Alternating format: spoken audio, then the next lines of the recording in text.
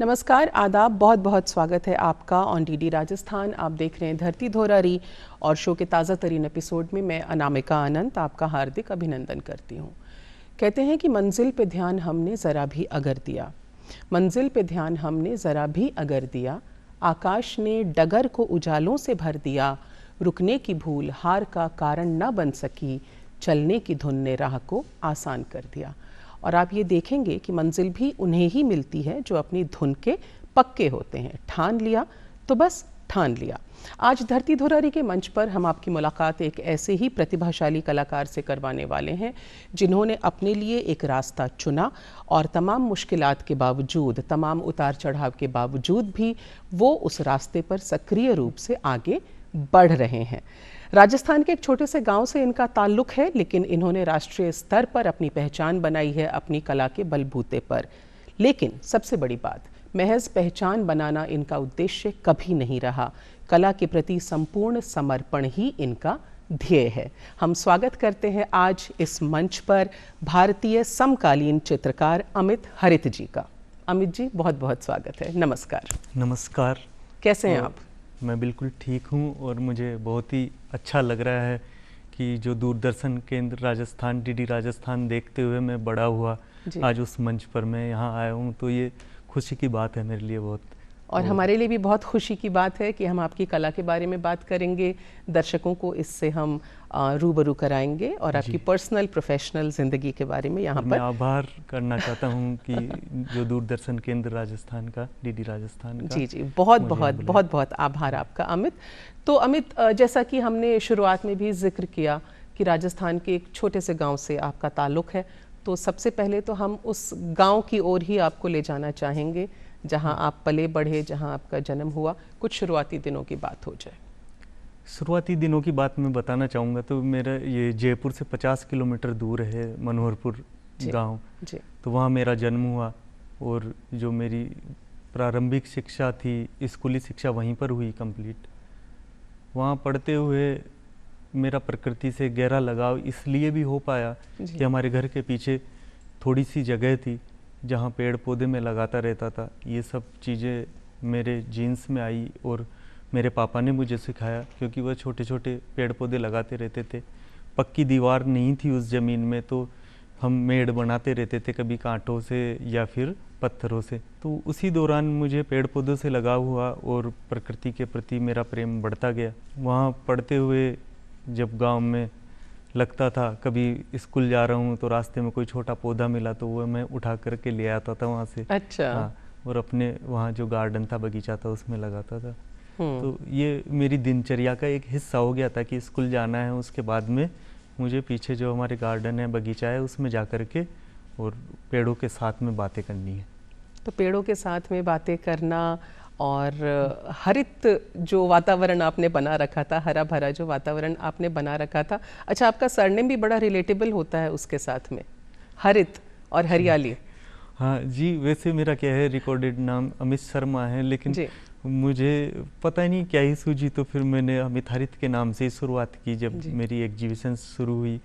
और जैसा पहले भी मैंने बताया कि प्रकृति के बीच रहते हुए और पेड़ पौधे, वहाँ पशु पक्षी तरह तरह के आते, उनको देख करके अलग तरह का रोमांच मुझे फील होता था। जैसे मोर आते थे, कोयल आती थी, नीलकंठ जिसे किंगफिशर कहते हैं वह आता था। तो इस तरीके से गिलहरियों के साथ में, तो उनके पास में रहते हुए मुझे अपनापन लगा। और जो इन चीज़ों की तरफ हम दैनिक जीवन में देखते हुए भी उन्हें नज़रअंदाज कर देते हैं कि हम उन्हें देख करके भी देख नहीं पाते हैं, वह चीज़ें मैंने महसूस करना सीखी। तो ये थोड़ी सी परवरिश मेरी इस तरीके से हुई कि मैं इन चीज़ों से जुड़ा और कहीं ना कहीं वह कला मेरे अंदर वहीं से समाहित होती चली गई। आपने कहा कि एक कलाकार होने के लिए ये बहुत बड़ी इम्पॉर्टेंट बात है कि आप चीज़ों को एक अलग नज़रिए से देखते हैं। जैसे हम आम लोग हैं, चीज़ों को देखते हैं पर देख करके नज़रअंदाज कर देते हैं, पर एक चित्रकार, एक कलाकार जो होता है, अलग नज़रिए से ही देखता है। लेकिन जहाँ तक मुझे पता है, आपके परिवार में कोई चित्रकार तो था नहीं और ना ही ये कला आपको विरासत में मिली। हाँ, मेरे परिवार में क्या, मेरे आसपास के कई गाँव तक में कोई चित्रकार नहीं रहा उस तरीके से काम करने वाला, और चित्रण के लिए हमारा गाँव जाना भी नहीं जाता। जी जी। तो वहाँ लेकिन मेरे पापा बड़े कवि थे, तो जब मैंने होश संभाला उन्होंने एक नाम कमाया, तो उनकी कविताएं पढ़ते हुए थोड़ा सा गर्वानुभूति होती थी कि हाँ भाई हम बड़े कवि के बेटा हूँ मैं। तो वो चीज़ें फिर जुड़ने लगी, तो उनकी कविताएं पढ़ता था। या फिर जब से मैंने होश संभाला तो मैंने देखा कि हमारे घर में कोई ऐसी जगह नहीं थी जहाँ किताबें ना हो। जिस कमरे में जाओ वहाँ किताबें हैं, किसी आले में किताबें रखी हुई हैं, अलमारी में किताबें रखी हुई हैं, सब जगह ना चाहते हुए भी पढ़ना पड़ता था किताबें। अच्छा। हाँ, अच्छा। तो वो किताबें पढ़ते पढ़ते मैंने प्लेटो, सुकरात के बारे में पढ़ा, उस समय तुलसीदास के बारे में पढ़ा। संस्कृत मुझे थोड़ी आती थी इसलिए वाल्मीकि रामायण पढ़ी, तुलसीदास जी की रामचरितमानस पढ़ी, गीता पढ़ी। तो इन चीज़ों को अब मुझे उस समय जो हमारे रिचुअल, जो ट्रेडिशनल जो ग्रंथ हैं, शास्त्र हैं, उनको पढ़ते हुए जो हाईली मॉडर्न थे, जैसे भुवनेश्वर, उनको पढ़ा मैंने, त्रिलोचन की कविताएं पढ़ी, नागार्जुन की कविताएं पढ़ी। तो इन सब चीज़ें, मुंशी प्रेमचंद, उनको तो खैर दुनिया पढ़ती है। तो ये सब चीज़ें क्या है मेरे जहन में उतरती गई और मैं रिलेटेड करता गया उनको खुद से। हाँ, कि मैं क्या देख रहा हूँ और मैं क्या जी रहा हूँ। तो मेरा साहित्य के प्रति पहला लगाव हुआ उस समय। जी जी। तो ऐसा कह सकते हैं कि ये बहुत ही एनरिचिंग एक्सपीरियंस था, क्योंकि आपके घर में पढ़ाई लिखाई का माहौल था और आपके दादाजी शिक्षक हुआ करते थे। हाँ, और मेरे इसीलिए कई दादाजी, किताबें भी घर में थी। जी हाँ, वो शिक्षक भी थे और वो क्या है किताबें लिखते भी थे, क्योंकि उससे पहले से मेरे दादाजी की बहनें हैं, वो भी ग्रेजुएशन की हुई थी उस समय पर। अच्छा। हाँ, तो पढ़ाई का अच्छा अलग माहौल था। मैं भी चाहता था कि हाँ मैं पढ़ लिख करके बड़ी पोस्ट पर पहुंच पाऊं और जैसे कोई प्रशासनिक अधिकारी बन पाऊं। हाँ, हालांकि मैं अच्छा था पढ़ने में, तो लेकिन किस्मत को कुछ और मंजूर था और आपने अलग अपना रास्ता बनाया। तो अमित, जितना अभी तक की बातचीत में मैंने अंदाज़ा लगाया, आप बड़े ही संजीदा किस्म के, बहुत ही धीर गंभीर किस्म के शख्स हैं। तो बचपन में भी ऐसे ही थे या कुछ शरारतें करते थे? हाँ, मेरा बचपन है ना थोड़ा शरारतों से कम था। और अच्छा, कम मैंने था। चीज़ें सीखी।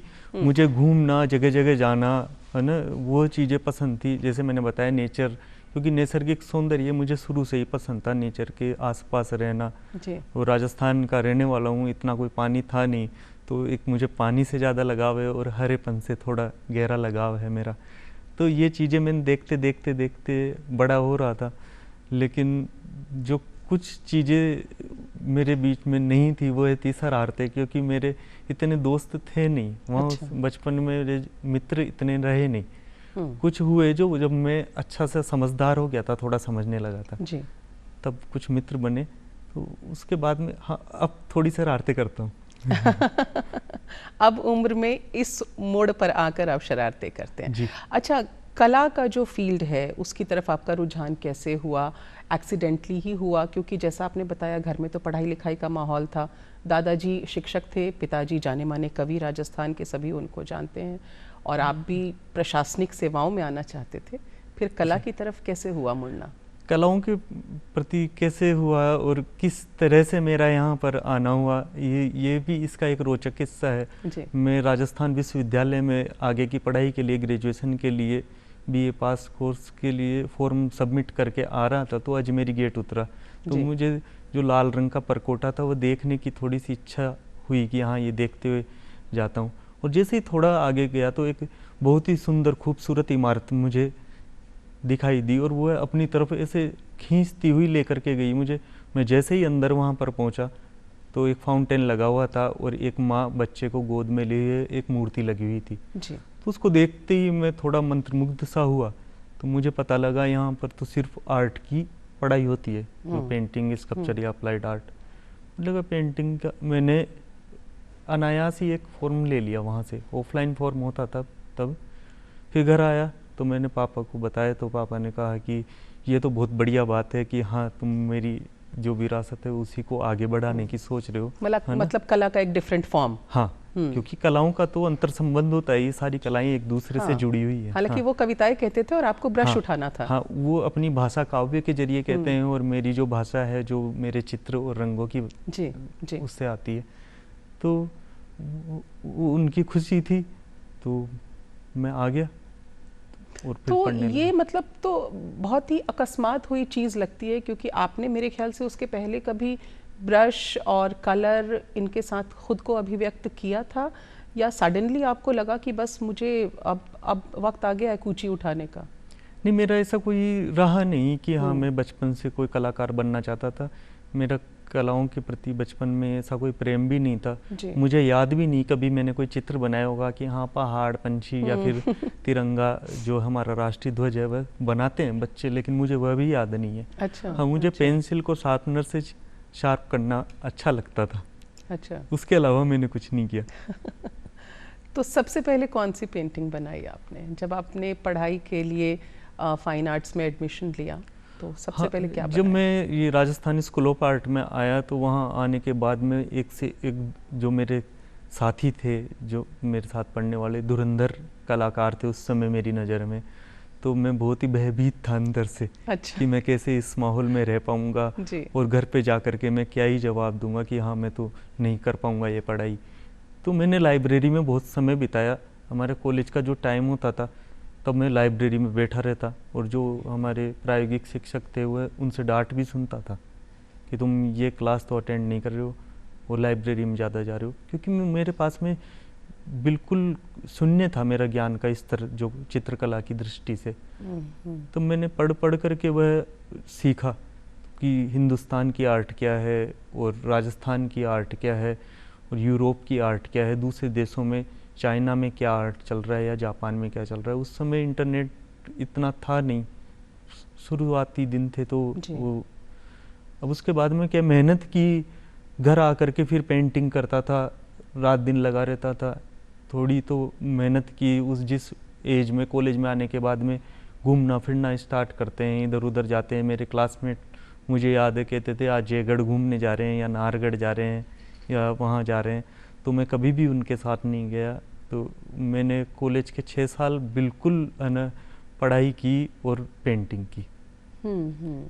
और आप काफ़ी सीकिंग भी रहे, काफ़ी खोजी किस्म के भी थे आप, जगह जगह जाते थे, अलग अलग लाइब्रेरीज में। आप दिल्ली तक पहुंच गए थे लाइब्रेरी में किताबें मेरा पढ़ने का ऐसा शौक था कि मेरे और मुझे जानना था कि मैं जिस रास्ते जा रहा हूँ वह रास्ता क्या है। तो वो जानने के प्रयास में मैं जब यहाँ की किताबें पढ़ी, इंग्लिश में किताबें थी, मैं ये 12th तक जो मेरी प्रारंभिक शिक्षा हुई स्कूली शिक्षा में गवर्नमेंट स्कूल से मैंने पढ़ाई की, हिंदी माध्यम से। हाँ, हिंदी माध्यम में। तो इतना आती नहीं थी इंग्लिश, लेकिन कैसे जैसे जो पेंटिंग की तो अपनी ये तो विजुअल लैंग्वेज है, तो उसको सीखता गया, थोड़ा पढ़ने लगा, फिर समझ में आने लगी।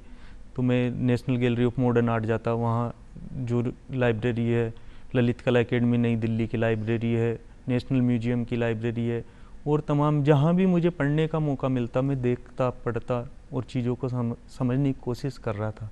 और रास्ता खोजने जैसा था उस समय। जी जी।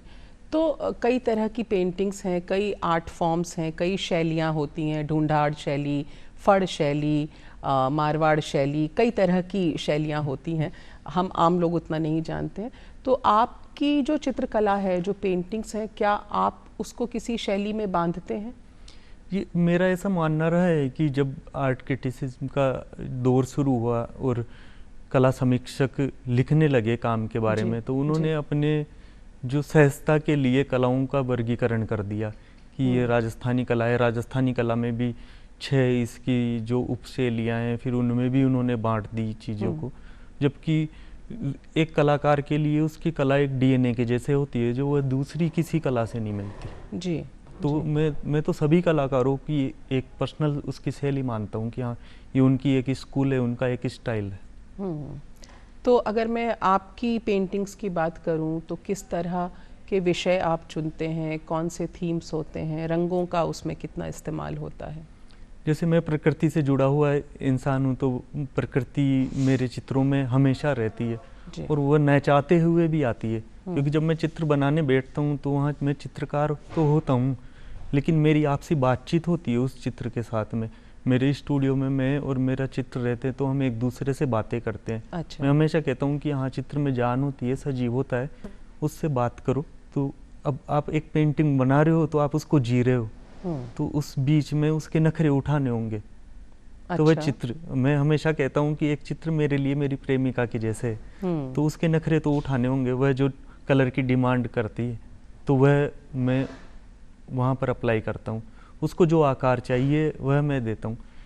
दूसरी बात मैं ये कहना चाहूँगा कि कोई भी चित्र जो मैं बनाता हूँ मेरे लिए बेसिक्स है मेरी स्मृतियाँ और कल्पनाएं, मेमोरीज और इमेजिनेशन। तो वह चीज़ें जो निकल कर के आती हैं उसमें जो मैंने देखा है, यहाँ घूमा हूँ या जो मुझे विरासत में मिला है, वही चीज़ें मैं ट्रांसफॉर्म करता हूँ अपने चित्रों में जी। तो वह रूपांतरित जो आकार आते हैं तो वो रोज़मर्रा के जीवन में देखते हैं। यहाँ के परिधान ऐसे होते हैं रंग बिरंगे। राजस्थान के लोगों से मैंने सीखी बात की, इनके पास में कुछ भी नहीं होता है ना, घर में खाने को नहीं हो या पहनने को नहीं हो, लेकिन एक खुशहाली हमेशा दिखाई देती है। मतलब जब भी हम इमेजिन करते हैं राजस्थान के बारे में तो ऐसे रंग बिरंगा प्रदेश ही निकल करके आता है, रंग रंगीलो। हाँ, बिल्कुल। तो ये आपने बताया रंग रंगीलो राजस्थान, तो वही चीज़ें क्या है मेरी पेंटिंग में आती हैं और वह अकस्मात आती हैं। तो रंगों का बढ़िया समावेश होता है आपकी पेंटिंग्स में। और एक कलाकार के नज़रिए से देखा जाए, जैसे हम लोग कहते हैं ये रंग नीला है, पीला है, लाल है, गुलाबी है, लेकिन एक कलाकार उन रंगों में भी 100 तरह के रंग ढूंढ लेता है। हाँ, बहुत सारे रंग होते हैं, जैसे हरे रंग के बहुत सारे डिफरेंट शेड्स हैं जी। तो देखते हैं एक पेड़ का हरा दूसरा होता है, दूसरे पेड़ का हरा होता है, तीसरे पेड़ का तीसरा होता है, और एक ही पेड़ की 1000 पत्तियों का हरापन अलग अलग होता है, उनकी अपनी अलग विशेषताएं होती हैं। तो मैं मेरा हरा खोजने की कोशिश करता हूँ। जैसे लाल रंग होता है तो क्रोध का प्रतीक लाल रंग है, प्रेम का प्रतीक लाल रंग है, आकर्षण का प्रतीक लाल रंग है, लेकिन मैं मेरा लाल खोजने की राह पर हूँ। रौद्र रस भी, अगर वीरता भी दिखाते हैं तो कई बार हम लाल रंग से उसको जाहिर करने की कोशिश करते हैं। तो अब मेरा कौन सा डेफिनेशन बन करके आ रहा है, मैं कौन सा डिफाइन कर रहा हूँ उस कलर के माध्यम से, वह उस राह पर मैं अभी चल रहा हूँ जी। तो आपके मुताबिक जब भी आप कोई पेंटिंग, नई पेंटिंग का आप निर्माण कर रहे होते हैं, रचना उसकी कर रहे होते हैं, किस पॉइंट पे जाके आपको लगता है कि अब ये पेंटिंग कंप्लीट है? क्योंकि आप अपनी पेंटिंग्स में 2 चीज़ों का इस्तेमाल कर रहे हैं, मेमोरीज का, स्मृतियों का, और कल्पना यानी कि इमेजिनेशन का। हाँ। तो ये दोनों चीज़ें मिलाकर के आपको कब लगता है एक आर्टिस्ट के नज़रिए से कि अब ये मेरी पेंटिंग कंप्लीट है, अब मुझे इसको और नहीं टच करना? हाँ, ये पूरी जर्नी रहती है जो मैं तय कर रहा हूँ, जिसको मुझे खुद को अभी तक आभास नहीं हो रहा है कि हाँ मैं किस ओर जा रहा हूँ। तो वह जो पहला चित्र मैंने बनाया है उसी से कुछ स्मृतियाँ आती हैं जो नए चित्र के निर्माण के लिए मुझे प्रेरित करती हैं। अच्छा। और उसी चित्र के जो संपूर्ण होने के बाद में या पूर्ण होने के बाद में कुछ चीज़ें रह जाती हैं जो अगली पेंटिंग तक लेकर के जाती हैं। तो वो चित्र अपने आप डिसाइड करता है कि मुझे कब पूरा होना है, इसमें मेरा कम थोड़ा रोल रहता है। मतलब एक आर्टिस्ट के तौर पर आप सीकिंग रहते हैं कि ये चित्र जो है अभी भी अधूरा है और इसकी अगली कड़ी अगले चित्र में, कुछ इस तरह से मैं समझ पा रही हूँ। हाँ, कुछ चीज़ें रहती हैं, जैसे कि हमारे अभी समकालीन एक कवि हैं गीत चतुर्वेदी, उनकी एक किताब आई तो उसका टाइटल बहुत बढ़िया था, अधूरी चीज़ों का देवता। अरे वाह। हाँ। अरे वाह। तो वो अधूरी चीज़ें हैं जिनको मैं पूरा करने की जुगत में बैठा रहता हूँ। अच्छा, तो गीत चतुर्वेदी तो काफ़ी अच्छे कवि हैं, मैं भी उनको पढ़ती रहती हूँ। आपके पसंदीदा चित्रकार कौन रहे हैं, अगर हम राष्ट्रीय स्तर पे बात करें, प्रदेश के स्तर पे बात करें या अंतर्राष्ट्रीय? क्योंकि आप तो देखते भी रहते होंगे एग्जीबिशंस भी और फॉलो करते होंगे इन्हें लगातार। जी हाँ, मुझे ये राजस्थान की जो हमेशा बात करते हैं लघु चित्रण शैली मिनिएचर आर्ट, उसमें कोटा स्कूल के चित्र बहुत बढ़िया लगते हैं। हाँ, उनसे हमेशा मैं वहाँ से कुछ रंग चुराने की कोशिश करता हूँ, उनके आकार अपने चित्रों में समाहित करने की कोशिश करता हूँ। और हिंदुस्तान के जो अगर कलाकार हैं तो उनमें तो हमारे मकबूल फिदा हुसैन साहब हैं, सैयद हैदर रजा साहब हैं, तो राम कुमार हैं, आरा हैं। उसके बाद में अब भी जो समकालीन कलाकारों में हैं तो हमारे उस्ताद हैं अखिलेश जी, जो भोपाल रहते हैं, लेकिन वही हमें सहेजते रहते हैं, अटकने और भटकने के बीच में हमें कहाँ टिकना है वह बताते रहते हैं। और अभी कहना चाहूँगा बहुत ही बड़े चित्रकार हैं मनीष पुष्कले जी, उनके भी मुझे चित्र बहुत पसंद है। तो चित्रकला के फील्ड में एक गुरु का क्या रोल होता है और कितना इम्पोर्टेंट होता है? क्योंकि एक चित्रकार की अपनी खुद की भी इमेजिनेशन है जिसके बलबूते आप पेंट कर रहे हैं, नया कोई चित्र बना रहे हैं, उसमें आपके जो भी मेंटोर होते हैं, टीचर, गुरु जिन्हें हम कहते हैं, उनकी क्या भूमिका होती है और आपकी ज़िंदगी में क्या भूमिका रही है? इसमें क्या है, जैसे कॉलेज की शिक्षा या फिर जो कला शिक्षा को उसको थोड़ा इतर रख देंगे, क्योंकि बहुत सारे ऐसे कलाकार हैं जिन्होंने कोई कला शिक्षा नहीं ली और लेकिन वो राष्ट्रीय अंतर्राष्ट्रीय स्तर पर आज ख्याति प्राप्त हैं। जैसे कृष्ण खन्ना, जो अभी अपना 100वां जन्मदिन उन्होंने मनाया जीवित रहते हुए, और भूपेन खक्कर हैं। इसके अलावा अभी मैंने नाम बताया कि मनीष पुष्कले जी, उन्होंने कोई कला शिक्षा नहीं ली लेकिन आज वह हमारे बीच में इतने बड़े अंतर्राष्ट्रीय नाम हैं। तो वह अलग चीज़ है, लेकिन मेरे जीवन में बहुत सारी चीज़ें ऐसी आई जो एक्सीडेंटल थी, अचंभे के साथ में। तो जब हमारे उस्ताद की एक पुस्तक अखिलेश जी द्वारा लिखी हुई है अचंभे का रोना जी, तो वह मैंने जब पढ़ी तो मुझे पता लगा कि अचंभा कि जो अनायास जो चीज़ें, जो घटनाएं हमारे साथ में होती वह हमें किस ओर लेकर के जाती हैं। तो उसी तरीके से उनसे मिलना भी, जो मेरे मेंटोर, मेरे उस्ताद हैं, वह भी अचंभे के साथ ही मिले, अनायास ही। तो अब इसमें गुरु की बहुत बड़ी भूमिका यह रहती है कि उनको देखना है, परखना है और अपने जो उनका परिधि है उससे दूर रखते हुए कि उनका जो शागिर्द है वह कितना रच सकता है स्वयं से, उसको देखना बड़ी चुनौती का काम है। तो मुझे लगता है कि कला शिक्षा, ये कला के क्षेत्र में गुरु बनना बहुत मुश्किल है जी। तो अमित, टेक्निकली मानूं तो साल 2010 से आपकी कला की यात्रा शुरू हुई है। 2010 से लेकर अब तक आप अपनी कला को किस तरह से आंकते हैं? मतलब अगर हम इवोल्यूशन की बात करें कि किस तरह से आपको लगता है आपकी आर्ट जो है वो इवॉल्व हुई है पिछले 10-15 सालों में? ये जैसे जो देखने वाले हैं, जो मेरे जो कला के प्रेमी हैं, उनको ज़्यादा पता है, लेकिन मैं देखता हूँ तो मैं हमेशा यही मेरी कोशिश रहती है कि मैं जिस रास्ते जा रहा हूँ तो वह रास्ता क्या है, थोड़ा थोड़ा बीच में बदलता रहे। कि एक तय समय, हम जिस 2010 में मैं यह एक मंजिल तय कर पा रहा था कि मुझे यहाँ तक जाना है जी, तो हम ये माइलस्टोन तय करते हैं कि एक लंबा रास्ता है तो वहाँ तक पहुँचने में हमें थकान ना हो, इसलिए हम छोटे छोटे रास्ते तय करते हैं। फिर उस रास्ते तक पहुँचने के बाद में हम हमारी रफ्तार या हमारा तरीका, हमारा तौर तरीका, सब चीज़ें बदल देते हैं। तो जब वह स्वतः आता है और कई बार सोच विचार करने के बाद भी आता है। तो 2010 से जो मेरी कला यात्रा शुरू हुई आज तक, मुझे कई तरह की, मैंने जो सीरीज है, कई श्रृंखलाओं में मैंने काम किया, तो उनमें बीच बीच में अप एंड डाउन्स भी आते रहे। तो कुछ चित्र मुझे भी कई बार पसंद नहीं आते थे, तो लेकिन ठीक है, हमें, मेरे कला प्रेमियों का मुझे प्यार मिला, तो यह यात्रा अनवरत चली आ रही है जी। तो कई एग्जीबिशंस भी आपकी लग चुकी हैं अमित, सोलो एग्जीबिशंस की बात करें, ग्रुप एग्जीबिशंस की भी हम बात करें, तो आम दर्शक भी आते हैं जिन्हें हर चित्र अच्छा लगता है, और उसमें आलोचक भी आते हैं, समीक्षक भी आते हैं जो बहुत ही पारखी नज़रों से उसे देखते हैं, बारीकियों को समझते हैं और फिर वो आपको बताते होंगे। तो उनका जो फीडबैक होता है और आम दर्शकों का जो फीडबैक होता है, वो किस तरह से कला को निखारता है?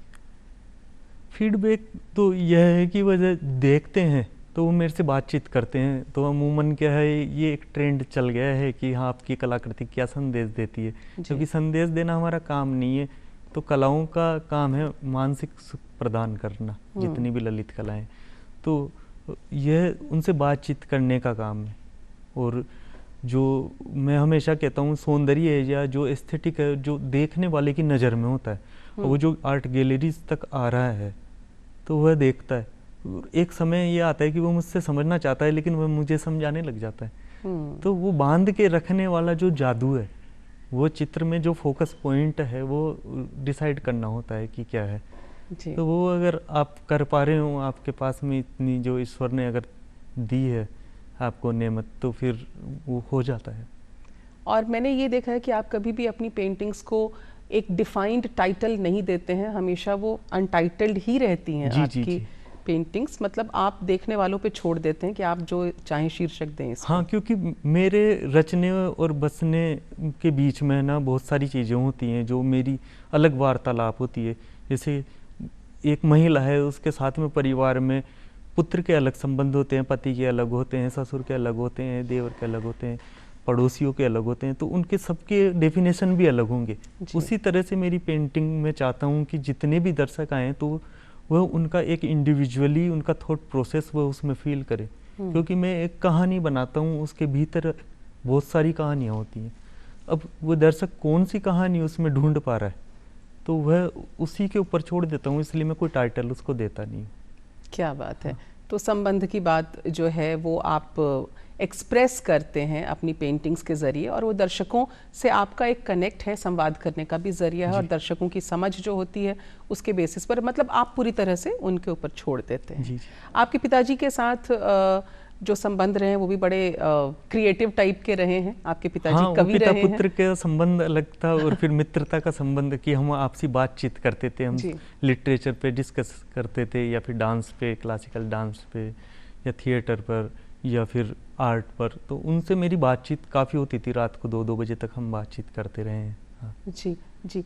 तो मैं आपसे यहाँ पर ये भी समझना चाहती हूँ अमित कि एक अच्छा पेंटर बनने के लिए चीज़ों को ऑब्जर्व करना, देखना, सुनना, कला की बारीकियों को समझना, जैसे ये सब चीज़ें कितनी ज़्यादा ज़रूरी हैं। जैसे आपने डांस की बात की, गाने की बात की, कविताओं की बात की। ये क्योंकि जैसे विजुअल आर्ट है, ये दृश्य कलाएं हैं, तो देखना इनमें सर्वाधिक महत्वपूर्ण है। सबसे इम्पोर्टेंट चीज़ देखना ही है। अब चित्रकार के पास में अगर देखने की दृष्टि नहीं है, अगर वह देखना नहीं जानता है, तो उसके चित्र में वह बात नहीं आ पाएगी कि दर्शक उसे देख सके। तो वह चीज़ तो हमें फिर ऑब्जर्व करना होता है चीज़ों को, और कई बार हमें वह देखना होता है जो दिखाई नहीं दे रहा है, जबकि हम वह देखते हैं जो हमें नहीं देखना होता है। तो वह उन चीज़ों को समझने की जो प्रयास है वह हमेशा चलता रहना चाहिए उसमें। जी, जैसे क्लासिकल डांस की अगर मैं बात करूं तो क्लासिकल डांस भी आप बहुत कीनली ऑब्जर्व करते होंगे, क्योंकि अगर आप पेंट कर रहे हैं तो उन मुद्राओं का ज्ञान होना, भाव भंगिमाओं का पता होना तो बहुत ज़रूरी होता है। हाँ, कलाओं का अंतर संबंध रहता है। जैसा मैंने पहले भी कहा है कि आप साहित्य को छोड़ करके पेंटिंग नहीं कर सकते, आप डांस को छोड़कर पेंटिंग नहीं कर सकते, आप म्यूजिक को छोड़ करके पेंटिंग नहीं कर सकते। तो यह तो आपस में जुड़ी हुई चीज़ें। जी जी। तो आप हमेशा सराहते भी रहे हैं कला को, और कला का एक फॉर्म होता है फिल्में। हाँ। तो फिल्में देखते हैं, एक्टर्स पसंद हैं आपको? हाँ, मुझे फिल्में देखना बहुत पसंद है, और मैं अमूमन देखता ही रहता हूँ फिल्में। मुझे टीवी में और कुछ देखना पसंद नहीं है। अच्छा। चाहे हमारे बॉलीवुड की फिल्म हो या हॉलीवुड की हो, हाँ, तो मैं देखता रहता हूँ। तो नई फिल्में, पुरानी फिल्में, कोई खास चॉइस? जी हाँ, मैं नई फिल्म भी देखता हूँ, पुरानी फिल्में भी देखता हूँ, लेकिन जो क्लासिकल है जो वो निकल कर के आती है पुरानी फिल्मों में, तो मुझे पुरानी फिल्में देखना इन दिनों बहुत ज़्यादा पसंद है। जी। तो कोई खास एक्टर जिनसे आप बड़े प्रभावित रहे हो? हाँ आपको लगता हो कि बड़ी क्रिएटिव मैं उनकी एक्टिंग का भी बड़ा फैन रहा हूँ, और जो उनकी सुंदरता, जो बहुत हैंडसम हीरो रहे हैं अपने समय के, गुरुदत्त साहब जी। तो उनकी मैं कई बार देखता हूँ, और जैसे प्यासा है या साहब बीवी और गुलाम है, तो वो तो मैं एक बार देखी और वापस से रिपीट कर दी। अच्छा। हाँ, तो अच्छा। ऐसा होता है, क्योंकि बड़े क्रिएटिव नज़रिए से उन्होंने उस फिल्म को बनाया। हाँ, और उनका थॉट प्रोसेस उस समय पे कैसा था जी, तो वह चीज़ देखने लायक होती है। जी। ये चीज़ तो क्योंकि गुरुदत्त आपको पसंद है, और आपको ही क्या, वो तो लेजेंड थे, हर किसी को वो पसंद थे। इनकी जो पेंटिंग्स हैं उसमें सुंदरता के अलावा डीप थॉट्स छुपे हुए होते हैं, जितना मैंने आपकी पेंटिंग्स को देखा है, समझा है एक आम आदमी की नज़र से। तो अमित, पेंटिंग्स की जब बात होती है, और आपके पिताजी का भी हम जिक्र बार बार कर रहे हैं, वो जाने माने कवि रहे हैं, आपने एक बार ये भी कहा था कि आप किसी अमुक जगह पर गए, आप उस जगह को देख करके आए, लेकिन जब बाद में आपने पिताजी की कविता पढ़ी तो उस जगह को देखने का नज़रिया ही आपका बदल गया, और वो शायद पेंटिंग में भी आपके रिफ्लेक्ट हुआ होगा। वो क्या वाकया था? हाँ, मैं भानगढ़ क्या है मेरे पिताजी के साथ ही जाता रहा, उनका पसंदीदा वो जो घूमने की जगह थी, तो बहुत बार गया हूँ। उसके बाद में मुझे भी विरासत में ऐसा शौक लगा कि हाँ, हमेशा जो मैं भानगढ़ जाता रहता हूँ। हाँ, हफ्ते 15 दिन में या 20 दिन में जब भी मौका मिलता है, तो वो देखने का तरीका अलग था। पुरानी जो कहावतें हैं, कहानियाँ हैं, उन्हीं में जी रहे हैं, या फिर जो मुझे भाता है, जो पुरातन जो हमारी विरासत है, उसको देखने का। लेकिन जब मैंने उनकी कविता पढ़ी तो वो देखने का अलग ही मुझे मज़ा आया। फिर उसके बाद में मैंने एक और उनकी कविता पढ़ी नीलकंठ के जोगी। उसके बाद में मैं गया जो भानगढ़ से थोड़ा दूर है, 20-25 किलोमीटर होगा करीब। तो वहाँ पहाड़ पर बहुत ही सुंदर जगह, वो तो देखने के बाद में मैं बिल्कुल मंत्रमुग्ध हो गया।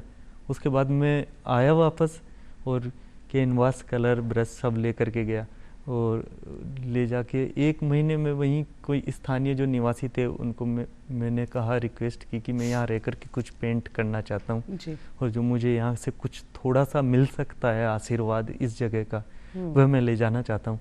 तो मैंने करीब 1 महीना वहाँ रह करके पेंटिंग की थी। क्या बात है। तो क्या वो कविता इस वक्त आपके पास कहीं है, भानगढ़ के बारे में या नीलकंठ के बारे में, या कोई अन्य कविता आपके पिताजी की जिसे आप यहाँ सुनाना चाहें? पूरी कविता तो मैं सुना नहीं पाऊंगा क्योंकि वो तो उस्ताद हैं, उनकी बात अलग है, लेकिन एक छोटा सा कुछ अंतरा मैं बताता हूँ जो मेरी सबसे पसंदीदा कविता है। और क्या है इस कविता का शीर्षक? नीलकंठ के जोगी। नीलकंठ के जोगी, जिसे पढ़ने के बाद आप नीलकंठ गए और आपने एक नए नजरिए के साथ में पेंट। कैलाश मनहर जी नाम है मेरे पिताजी का। नीलकंठ के जोगी दिखे बहुत अकेले, नीलकंठ के जोगी लेकिन बहुत सुखी थे। आंखों में पानी था, ताकत थी पांवों में, 20 कोस तक अलख जगाते थे गांवों में। नीलकंठ के जोगी टाट बिछोने पर भी दोपहरी कर लेते थे कीकर की छांव में, मतलब जो लंच जिसे हम बोलते हैं। नीलकंठ के जोगी गुड़ सत्तू खाते थे, सनन सनन सन टहला सर से शीतल झोंका बह आता था। नीलकंठ के जोगी दिखे भीख मांगते। अच्छा।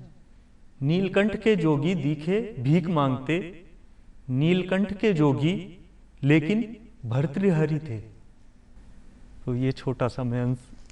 Amazing, amazing. तो इस कविता को पढ़ने के बाद कैलाश मनहर जी जो आपके पिताजी हैं, इनकी कविता को पढ़ने के बाद में आपका नीलकंठ को देखने का नजरिया जो था वो चेंज हुआ। और वो पेंटिंग में रिफ्लेक्ट हुआ फिर। हाँ, तो मैंने फिर बहुत सारी ऐसी चीज़ें जो उन्होंने बताई, हमारी आपसी बातचीत भी होती थी। मैं वहाँ जा करके, वो मेरा शुरू से ही रहा कि मैं जैसलमेर गया, वहाँ रह करके मैंने पेंटिंग की। तो नीलकंठ का भी आपको बताया, जोधपुर गया, अजमेर गया, पुष्कर रह करके मैंने की, भोपाल, इंदौर और तमाम जितने शहर है, दिल्ली में काफ़ी समय रहा। तो फिर मैंने ये फील भी किया कि आप छोटे से गांव ढाणी में रह करके क्या पेंट कर रहे हैं, चित्र बना रहे हैं, और उस बीच में आप शहर में आ जाते हैं जयपुर, जो कि बीच की एक पुल बनाता है जो मेट्रो सिटी और छोटे गाँव के बीच में, ऐसा शहर है जयपुर।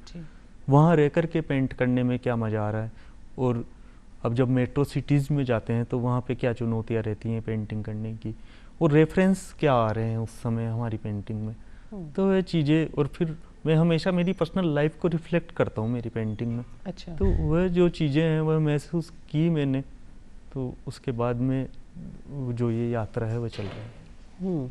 तो अमूमन जब आप किसी भी पेंटिंग की शुरुआत करते हैं तो वो शुरुआत कैसे होती है? मतलब आप स्केच करने के बाद उनमें कलर्स भरते हैं या डायरेक्टली कलर्स के साथ स्टार्ट करते हैं? और अगर मैं आपसे ये पूछूं कि पेंटिंग आपके लिए क्या है, क्योंकि कुछ लोगों के लिए एक्सप्रेशन है, कुछ लोगों के लिए सोल के साथ कनेक्शन होता है, कुछ लोग स्पिरिचुअलिटी से उसको जोड़ते हैं, कुछ लोगों के लिए महज बिजनेस होता है, आपके लिए क्या है? मुझे लगता है कि ये चित्रकला का मेरा कोई पुराना कर्ज रहा है। तो जिस तरीके से मेरे जीवन में ये जुड़ी कि जब मैं चाहता नहीं था या जानता नहीं था कि चित्र क्या होता है, अभी भी मैं नहीं जानता हूँ कि, तो उस समय यह मेरे जीवन में आया, तब से चित्र बना रहा हूँ। और चित्र बनाते समय मेरा यही थॉट प्रोसेस है कि जैसे एक पृथ्वी है तो पृथ्वी पहले से एक विद्यमान है, उसके बाद में उस पर बाकी चीज़ें आई, तो इसलिए मैं एक कलर पूरा अपने कैनवास पे लगाता हूँ। तो जैसे पानी बहुत ज़्यादा है तो वो बिल्कुल पतला कलर होता है, पानी का घोल जैसा। फिर उसके बाद में लेयर परत पे परत आती हैं, परत पे परत आती हैं, फिर चीज़ें बनती हैं, कुछ रूपाकार उस पे आते जाते हैं, फिर वापस से वह उसमें समा जाते हैं, फिर दूसरा रूप आता है और फिर वह समा जाता है, फिर तीसरा रूप आता है। ऐसे बहुत सारी लेयर के बाद में एक पेंटिंग बन करके आती है। तो जब एक पेंटिंग कंप्लीट हो जाती है तो अमित के दिल में कैसी फीलिंग आती?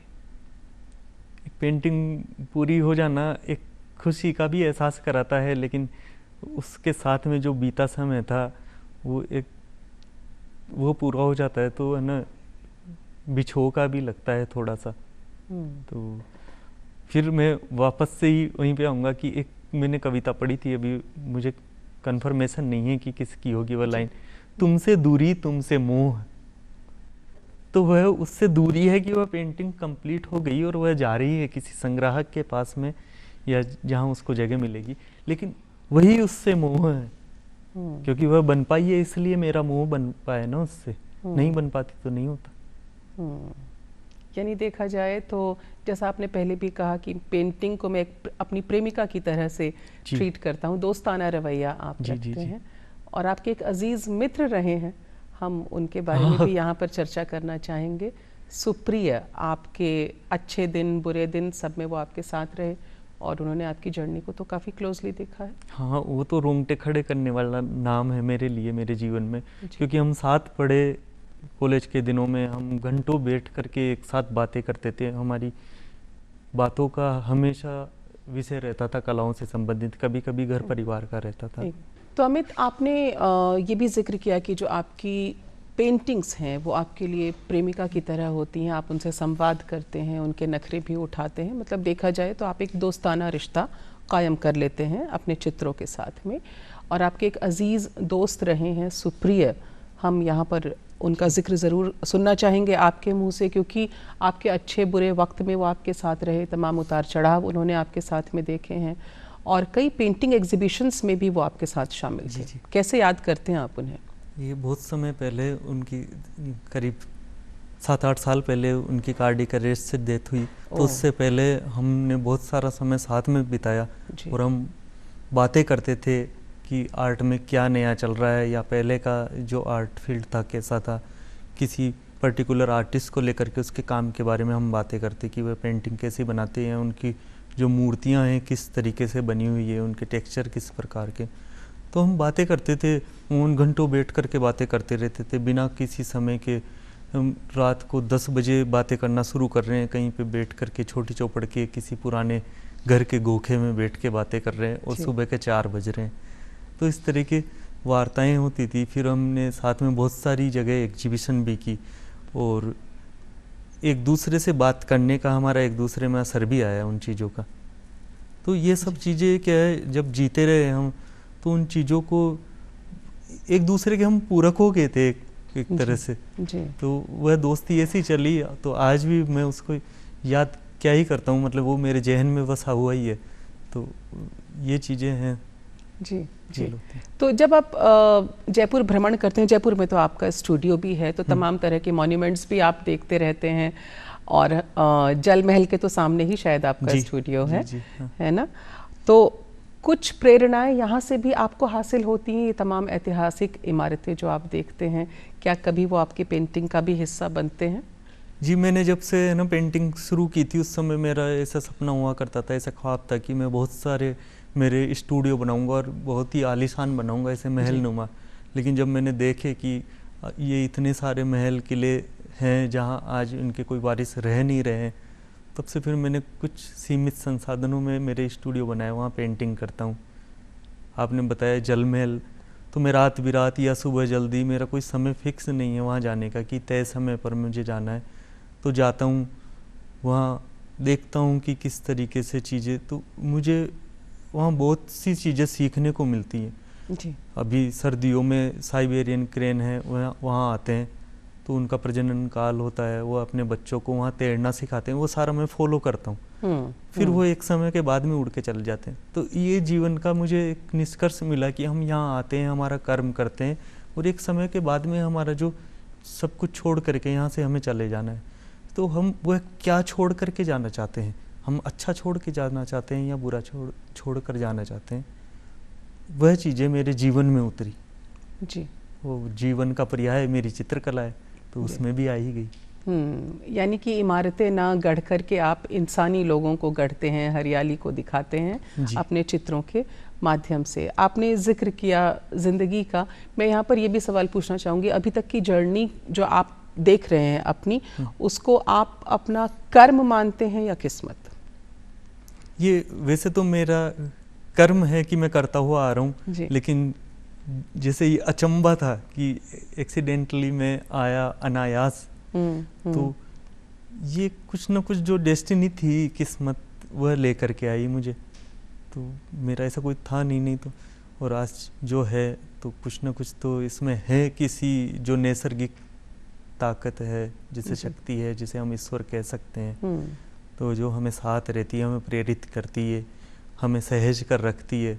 क्योंकि एक पेंटिंग बनाता हूँ तो उसमें बहुत सारा समय लग जाता है मुझे, तो कभी कमर में दर्द हो रहा है या गर्दन में दर्द हो रहा है या दूसरी चीज़ें होती हैं, तो फिर वह एहसास होता है कि हाँ, किस्मत है हमारे साथ में जो हमें संजो के रख रखी है। क्या बात है। तो कुल मिलाकर देखा जाए, आप अपनी ज़िंदगी का फ़लसफ़ा कुछ यूँ भी बयां कर सकते हैं कि मैं ज़िंदगी का साथ निभाता चला गया, हाँ, है ना?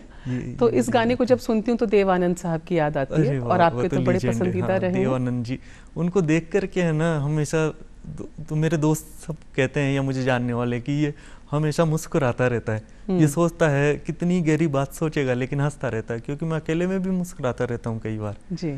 तो देवानंद साहब को देख करके ये चीज़ें ऑटोमेटिक ट्रांसफ़र हुई कि कैसे है ना आप चुनौतियों में, और कितना उन्होंने जिया। तो एक पूरी सदी उन्होंने निकाली है, आखिरी उम्र के पड़ाव तक वो जुड़े रहे बिल्कुल अपनी कला से। तो अमित, पिछले कुछ सालों में डिजिटल आर्ट जो है वो काफ़ी चलन में आ गई है, आर्टिफिशियल इंटेलिजेंस आ गई है, और ये भी कहा जा रहा है कि इससे क्रिएटिविटी पर बहुत असर पड़ रहा है। तो आज के दौर में आप जो पारंपरिक चित्रकला है उसको कहाँ पाते हैं? देखो, ये सवाल मेरे लिए इतना ज़्यादा महत्वपूर्ण इसलिए भी नहीं है क्योंकि मैं इन सब चीज़ों को इतना ये नहीं मानता हूँ कि एक डिजिटल आर्ट या जो आर्टिफिशियल इंटेलिजेंस जिसको एआई कहते हैं, हालांकि ये चिंता का विषय लोग बता रहे हैं, लेकिन उससे कोई फ़र्क नहीं पड़ेगा, क्योंकि उसकी अपनी एक सीमित क्षमताएँ हैं। उसको कुछ ना कुछ कोडिंग चाहिए, उसको कुछ ना कुछ मैटर ऐसा चाहिए जिसके बिहाफ पर वह कुछ रच सके, जबकि मनुष्य की संवेदनाओं और उसके मस्तिष्क के पार तो वह जा नहीं सकती, क्योंकि ये तो उपजी जो आर्टिफिशियल इंटेलिजेंस है, उपजी मनुष्य के मस्तिष्क की है, तो वह इससे भी ज़्यादा उपज सकता है आने वाले दिनों में। तो ये कोई चिंता की बात नहीं है। जैसे कि कॉटन से कपड़ा, जो कॉटन का कपड़ा होता है, उसके बाद में सिंथेटिक कपड़े कितने आगे जो कृत्रिम रेशा बनता है, लेकिन उसकी जो रिचनेस है उसको वो ख़त्म नहीं कर सके। मैं देखता हूँ, जो मेरी पेंटिंग में भी उसका असर आया था कि मेरी मम्मी जो बना रही हैं, आसन बना रही हैं वो बुन बुन करके, है ना, स्वेटर बना रही हैं, तो वह तो आप मार्केट में जाओगे, मशीन से बने हुए वो चीज़ होती ही नहीं। और जो लगाव, जो मोह, जो संवेदना उस चीज़ से जुड़ी हुई होती है, वह तो बिल्कुल ही नहीं आ पाएगी। जो जीवंतता की भी हम बात कर रहे होते हैं। तो एआई का इतना ये व्यर्थ की चिंता है।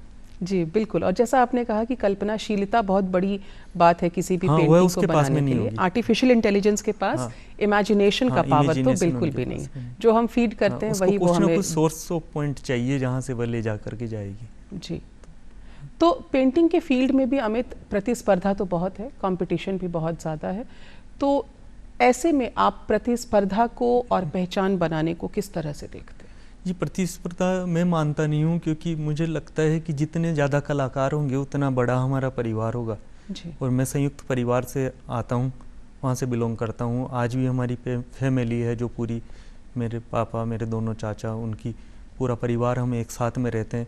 तो जितना बड़ा परिवार होगा आप उतने ही ज़्यादा उत्कृष्ट कार्य कर पाएंगे। बिल्कुल। हाँ, क्योंकि यहाँ टांग खिंचाई करने वाली बात नहीं होती है, क्योंकि कलाओं में एक दूसरे का आदर करते हैं, एक दूसरे की इज्जत करते हैं, एक दूसरे का साथ देते हैं। अभी 100 साल पहले हम जाते हैं, कितने से कलाकार थे, फिर 50 साल बाद में कुछ बड़े हैं। अभी मैं तो चाहता हूँ कि हाँ, कलाएं जीवन का हिस्सा बने, क्योंकि कलाएं एक समाज को, एक देश को, एक संस्कृति को संवर्धित करती हैं।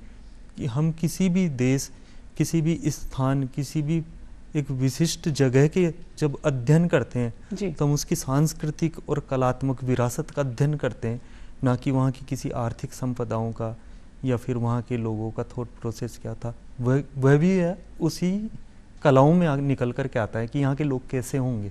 जी, तो ये तो ज़रूरी है। मुझे तो लगता है कि हर घर में एक कलाकार होना चाहिए। क्या बात है, बहुत अच्छी बात है। हर घर में कलाकार हो तो घर का माहौल भी अच्छा रहता है और फलस्वरूप समाज का माहौल भी आप अच्छा बना सकते हैं। अच्छा, कई रिकॉग्निशंस भी आपको मिले हैं, अवार्ड्स भी मिले हैं। राजस्थान ललित कला अकेडमी की तरफ से भी आपको सम्मानित किया गया। रज़ा फाउंडेशन की किताब में भी आपका जिक्र आया है।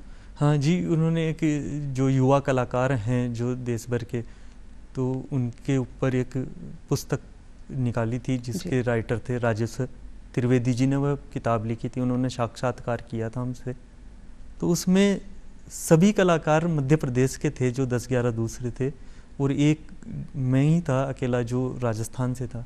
तो उन्होंने मुझे इस लायक समझा, तो उनकी समझ है। तो उसमें मेरा एक काफ़ी लंबा इंटरव्यू है जो छपा है जी। हाँ जी, और ये हमारे लिए बहुत गर्व की बात भी है अमित। अच्छा, बहुत सारे दर्शक हमें देख रहे हैं, उसमें से कई बडिंग आर्टिस्ट हैं, कई चित्रकार हैं और युवाओं में एक आम धारणा है जल्दी से जल्दी पॉपुलर होने की।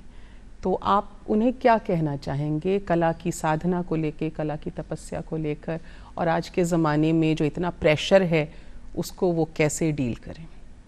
हाँ, ये तो जो धारणा है वह अच्छी है कि आप लोकप्रिय होना चाहते हो, क्योंकि ये आपको रचने के लिए और ज़्यादा उत्साहित करती है, प्रोत्साहित करती है कि कुछ ना कुछ तो अंदर रहनी चाहिए ना ऐसी कि हाँ, जिससे हम आगे बढ़ने के लिए तत्पर रहें। जब हम संतुष्ट हो जाते हैं तो फिर उस वहाँ समाप्त है। तो लेकिन उसके साथ साथ कर्म भी करना होगा। अभी युवा जो कलाकार हैं उनमें मैं एक चीज़ देखता हूँ कि वह इंस्टाग्राम से या दूसरे जो बाहरी कलाकार हैं उनकी कॉपी कर लेते हैं या इधर उधर से देख कर के कुछ कॉपी कर लेते हैं, तो वह तो जरिया नहीं होगा जी। क्योंकि हम खुद से रचेंगे, हमारा उसमें कुछ खुद का कुछ होगा तभी वह आगे ले जा सकता है। तो वह चीज़ तो उनको मेहनत, रियाज और तपस्या से ही आ पाएगी। तो वो तो समर्पण का भाव उनको रखना पड़ेगा अपनी कला पे और एक विश्वास बना करके रखना पड़ेगा। मैं हमेशा कहता हूँ कि एक जो सच्चा विश्वास है, जो ट्रस्ट है, वह कभी भी टूटता नहीं है। ये लंबा रास्ता है, उस पर हमें चलना है। जैसा कि आपने भी पूछा था किस्मत कितना है, तो मेरा मानना है कि अब मैं 20 साल किसी जंगल में जा कर के भी अगर पेंटिंग करता हूँ जहाँ मुझे कोई नहीं जानता है, तो अगर मेरे में ईमानदारी है उस रचने में, तो मुझे वो मेरी मंजिल तक लेकर के जाएगी। जी जी। और आपकी कई सीरीज़ आ चुकी हैं पेंटिंग्स की अमित, क्या हम जान सकते हैं कि इन दिनों आप क्या नया काम कर रहे हैं? हाँ, मैं कुछ सालों में से एक सीरीज पे काम करता हूँ या ऑटोमेटिक अपने आप हो जाती है, लेकिन इस बार मैंने काफ़ी सोच विचार करके और देखा कि किस तरीके से, और एक रिचुअल फैमिली से आता हूँ मैं, तो बचपन से ही मैंने रामचरितमानस पढ़ी जी।